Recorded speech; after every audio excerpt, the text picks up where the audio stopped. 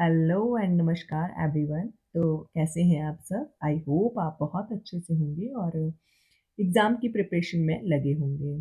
तो फ्रेंड्स, आज की जो क्लास रहने वाली है, चाहे आप सीटेट या एचपीटीसीटी कमीशन किसी की भी तैयारी कर रही हो, तो आपके लिए ये क्वेश्चन बहुत ज़्यादा इंपॉर्टेंट रहने वाले हैं, क्योंकि आज की क्लास के क्वेश्चन हैं इम्पॉर्टेंट, हिस्ट्री से रिलेटेड क्वेश्चन है। ठीक है, तो चलिए शुरू करते हैं हम आज की ये क्लास।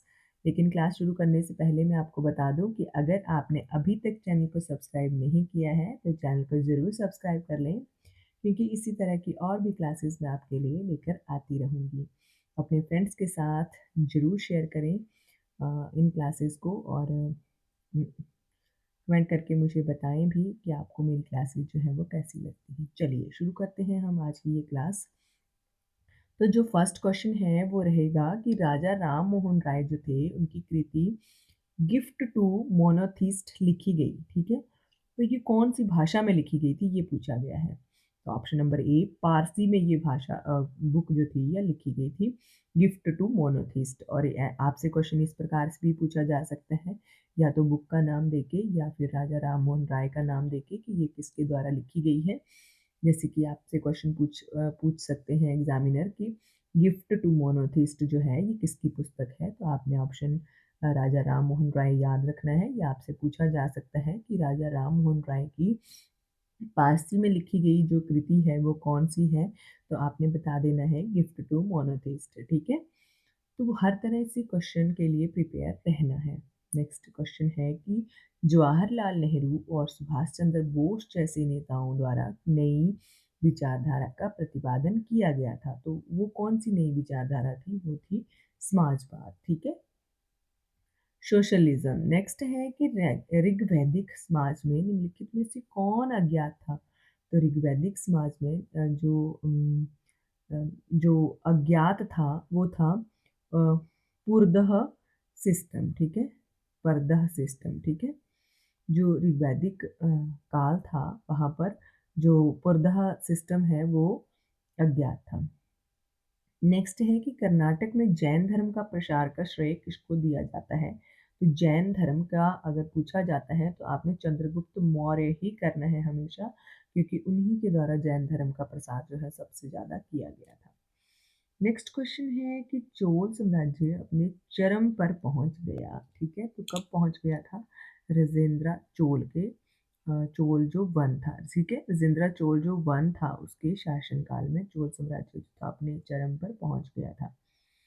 नेक्स्ट क्वेश्चन है कि प्लासी के युद्ध के बाद बंगाल के नवाब के रूप में सिराजुद्दौला का उत्तराधिकारी कौन था? तो सिराजुद्दौला का उत्तराधिकारी जो था वो मीर जाफर था। भूदान आंदोलन किसके द्वारा आरंभ किया गया था? तो भूदान आंदोलन जो है वो विनोबा भावे के द्वारा जो था वो प्रारंभ किया गया था। किसके द्वारा? विनोबा भावे के द्वारा। नेक्स्ट क्वेश्चन है कि भारत के किस क्षेत्र में सूफीवाद का फिरदौसी सिलसिला लोकप्रिय था? तो जो सूफीवाद का फिरदौसी सिलसिला जो है वो बिहार में लोकप्रिय था। ठीक है, बिहार में। बाबर की पानीपत युद्ध में विजय का मुख्य कारण था, तो पानीपत की जो युद्ध था वहां पर बाबर क्यों जीता था? तो ऑप्शन नंबर बी, उसका सैन्य कौशल उसके लिए मुख्य कारण था। ठीक है, उसका सैन्य कौशल। नेक्स्ट क्वेश्चन है कि किस सिख गुरु ने अमृतसर शहर की नींव रखी थी? ठीक है, अमृतसर शहर की नींव जो थी वो गुरु रामदास जी के द्वारा रखी गई थी। जब इनके द्वारा ये शहर बसाया गया था तो इस शहर का नाम क्या रखा गया था, ये भी आपसे क्वेश्चन पूछा जा सकता है। तो इस शहर का नाम रखा गया था रामदास नगर। ठीक है, क्या नाम रखा गया था? रामदास नगर। लेकिन बाद में इसका नाम जो था वो अमृतसर पड़ गया था। ठीक है, नेक्स्ट है कि मीर जाफर का उत्तराधिकारी कौन था? तो मीर जाफर का उत्तराधिकारी जो था option number D, Mir Kasim था। ठीक है, अभी हमने पढ़ा कि सिराजुद्दौला का उत्तराधिकारी मीर जाफर था, अब मीर जाफर का पूछा है तो वो मीर कासिम होगा। नेक्स्ट है कि गंधार जो कला शैली थी ये किसके दौरान विकसित हुई थी? तो ये कुषाण काल के दौरान जो थी वो विकसित हुई थी। एक और क्वेश्चन है यहाँ पर कि फतेहपुर सीकरी की स्थापना किसने की थी? तो फतेहपुर सीकरी आपको पता है अकबर के द्वारा इसकी स्थापना जो थी वो की गई थी। किसके द्वारा? अकबर। नेक्स्ट क्वेश्चन है कि हुमायूंनामा का लेखक कौन था? तो हुमायूंनामा का लेखक जो था वो गुलबदन बेगम थी। ठीक है, गुलबदन बेगम जो कि हुमायूं की सौतेली बहन थी और बाबर की पुत्री थी, उनके द्वारा ये हुमायूंनामा पुस्तक जो थी वो हुमायूं के लिए लिखी गई थी। नेक्स्ट क्वेश्चन है कि चंगेज खान था, तो चंगेज खान क्या था? वो मंगोली था। ठीक है, क्या था? तुर्क फारसी या अफगान नहीं, वो मंगोली था। ठीक है, अभी हमने जो लास्ट क्लास थी हमारी उस वहाँ पर हमने एक क्वेश्चन ये भी पढ़ा था कि चंगेज खान जो है वो किसके समकालीन थे? तो ये इल्तुतमिश के समकालीन थे। किसके समकालीन थे? इल्तुतमिश के। नेक्स्ट क्वेश्चन है कि अल हिलाल समाचार पत्र आरंभ किया गया था। तो अल हिलाल जो समाचार पत्र है वो आरंभ किया गया था अब्दुल कलाम आज़ाद के द्वारा। किसके द्वारा? अब्दुल कलाम आज़ाद के द्वारा। इनकलाब जिंदाबाद का जो नारा है वो सर्वप्रथम किसके द्वारा दिया गया था? तो ये नारा सर्वप्रथम जो था वो लोकप्रिय किया गया था भगत सिंह के द्वारा। ठीक है, इस पिछली क्लास में आपके लिए ये क्वेश्चन बता चुकी हूँ मैं कि इसको जो मोहम्मद इकबाल के द्वारा दिया गया था। ठीक है, और इसको लोकप्रिय करने के पीछे भगत सिंह का हाथ था। ठीक है, पिछड़े वर्गों का उत्थान किसका मुख्य कार्य था? तो पिछड़े वर्गों का उत्थान जो था वो सत्यशोधक समाज का मुख्य कार्य था। ठीक है, किसका? सत्यशोधक समाज का। वल्लभ भाई पटेल का जन्म हुआ था। तो वल्लभ भाई पटेल का जन्म जो था ऑप्शन नंबर डी नडियाद में हुआ था। ठीक है, नडियाद में। रॉलेट एक्ट कब पारित हुआ था? तो का परिणाम हुआ था? तो रॉलेट एक्ट का परिणाम हुआ था अमृतसर में नरसंहार। ठीक है, अमृतसर का जो नरसंहार है वो रॉलेट एक्ट की वजह से हुआ था, यानी कि जलियांवाला बाग हत्याकांड। नेक्स्ट है कि किसने कांचीपुरम में प्रसिद्ध बैठक पेरूमल मंदिर बनवाया था? तो ये बनवाया गया था option number C Nandi Varman द्वितीय के द्वारा। ठीक है, नेक्स्ट क्वेश्चन है कि कौन सीमांत गांधी के नाम से भी जाने जाते हैं? तो सीमांत गांधी जो है वो कहा जाता है अब खान अब्दुल गफ्फार खान को। ठीक है, खान अब्दुल गफ्फार खान को सीमांत गांधी के नाम से भी जाना जाता है। नेक्स्ट क्वेश्चन है कि पाल वंश का संस्थापक कौन था? तो पाल वंश का जो संस्थापक था वो था गोपाल। बहमनी राजाओं की राजधानी थी। तो बहमनी राजाओं की राजधानी जो थी वो मथुरा थी। कौन थी? मथुरा थी। सबसे जो शक्तिशाली पेशवा थे वो कौन थे? तो जो सबसे शक्तिशाली पेशवा थे वो बाजीराव प्रथम थे। ठीक है, बाजीराव प्रथम जो थे ये सबसे शक्तिशाली पेशवा थे। नेक्स्ट क्वेश्चन है कि बाल गंगाधर तिलक को अंग्रेजों द्वारा 1908 में कहाँ पर कैद किया गया था? तो बाल गंगाधर तिलक जो कि गरम दल के प्रमुख नेता थे उनको अंग्रेजों द्वारा 1908 में कैद कर लिया गया था। तो कहाँ पर कैद किया गया था? इनको कैद किया गया था मंडले में। ठीक है, नेक्स्ट क्वेश्चन है कि निम्नलिखित में से कौन शेरे पंजाब के रूप में जाना जाता है? तो शेरे पंजाब के रूप में लाला लाजपत राय को जाना जाता है। नेक्स्ट क्वेश्चन है कि प्रथम निम्न में से किस लेखक या कवि ने शेक्सपियर की तुलना की जाती है? तो कौन से ऐसे लेखक या कवि हैं जिनकी तुलना शेक्सपियर से की जाती है? वो ऑप्शन नंबर बी है, कालिदास की तुलना शेक्सपियर के से की जाती है। नेक्स्ट है कि किस मुगल सम्राट के लिए ये कहा जाता है कि वह अपने जीवन में लड़खड़ाता रहा और लड़खड़ाते हुए अ, इससे चला गया। ठीक है, तो वो ऑप्शन नंबर बी, ये हुमायूं के लिए कहा गया है। ये लाइन जो कही गई है वो हुमायूं के लिए कही गई है कि वह अपने जीवन भर लड़खड़ाता रहा और लड़खड़ाते हुए भी ही ऐसे ही चला गया। ठीक है, नेक्स्ट क्वेश्चन है कि खालसा जमीन खलीसा जमीन किस सुल्तान के अंतर्गत विशेष रूप से बढ़ी? तो वो option number B Alauddin Khilji के शासनकाल में। किस मुगल शासक को निर्माताओं का राजकुमार कहा जाता है? तो वो ऑप्शन नंबर बी अकबर को। अकबर को निर्माताओं का राजकुमार जो है वो कहा जाता है। किस कुषाण राजा ने संपूर्ण विश्व का भगवान का खिताब धारण किया था? ऐसा कौन सा कुषाण राजा था जिसको संपूर्ण विश्व का भगवान का खिताब मिला था? तो वो था कैडफिसेसिस द्वितीय, ठीक है।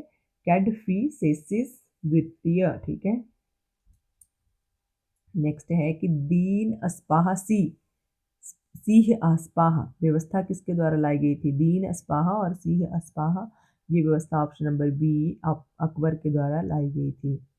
दीन इलाही भी अकबर की थी, सुलह कुल भी अकबर की थी, ठीक है, ये भी आपने याद रखनी है। नेक्स्ट है कि सुभाष चंद्र बोस ने जब भारतीय राष्ट्रीय कांग्रेस के अध्यक्ष पक्ष का से इस्तीफा दिया था तो उनके स्थान पर कौन नियुक्त था? तो option number A doctor Rajendra Prasad जो थे वो उनके जो जगह है वो नियुक्त हुए थे, ठीक है। नेक्स्ट क्वेश्चन की बात करें तो नेक्स्ट क्वेश्चन है कि मराठा राज्य संघ की अंतिम हार इनके समय में हुई थी? तो वो है ऑप्शन नंबर सी हैसिंगटस के समय में। नेक्स्ट है कि अकबर दरबार के महान संगीतज्ञ तानसेन संबंधित थे, तो वो किसके साथ संबंधित थे? ग्वालियर से संबंधित थे। नेक्स्ट है कि निम्न में से किसे भारतीय पुनर्जागरण का जनक कहा जाता है? तो ऑप्शन नंबर डी राजा राम मोहन राय को भारतीय पुनर्जागरण का जनक कहा जाता है। ब्रह्म समाज के संस्थापक थे जो राजा राम मोहन राय है, ठीक है।